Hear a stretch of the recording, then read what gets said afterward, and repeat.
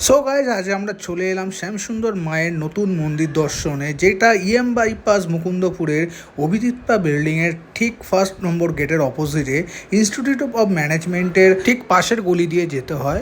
আর এখানে এসে দেখি প্রচুর লাইন পড়ে গেছে। এমনিতে শনি আর মঙ্গলবারে প্রচুর ভিড় হয়, আবার কালকে ছিল চৈত্র মাসের অমাবস্যা। তো চৈত্র মাসের অমাবস্যাতে দেখো প্রচুর ভিড় হয়েছে, দিনটা খুব ভালো ছিল আর শনিবার। তো এত লাইন পড়ে গেছে, আমরা ঠিক করলাম লাইন দিয়ে দিলাম। লাইনে দাঁড়িয়ে পাশে দেখি ফুল বিক্রি হচ্ছে, তো একটা মাসির কাছ থেকে ফুল নিয়ে নিলাম। খুব সস্তাতেই ফুলগুলো পাওয়া গেল।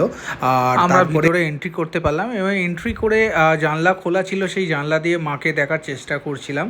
আর ভেতরেতে গিয়ে যাওয়ার পথে দেখি প্রচুর প্রচুর উলুধ্বনিতে মাকে বরণ করা শুরু হয়েছে।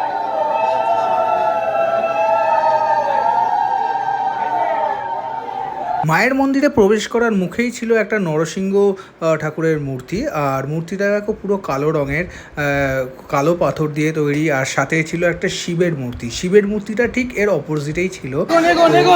দাঁড়াবেন, এগোতে থাকুন।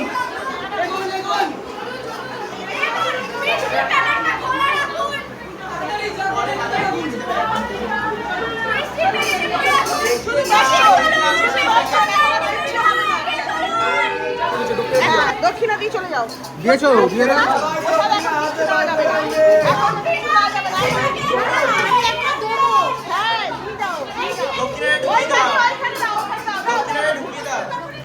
এই শ্যামসুন্দরী মার চকলেট বা লজেন্স খেতে খুব ভালোবাসে, তাই আমরা লজেন্স চকলেট দুরকম দিয়েই পুজো দেওয়ার জন্য নিয়ে এসেছি। আর নিয়ে এসে দেখি এত ভিড় হয়েছে যে সেদিনকে পুজো ঝাঁক করে নিয়ে সবাইকে বলছে বেশিক্ষণ দাঁড়াবেন না, বেশিক্ষণ দাঁড়াবেন না, পাস হয়ে যান বলে সবাইকে পাস করিয়ে দিচ্ছে।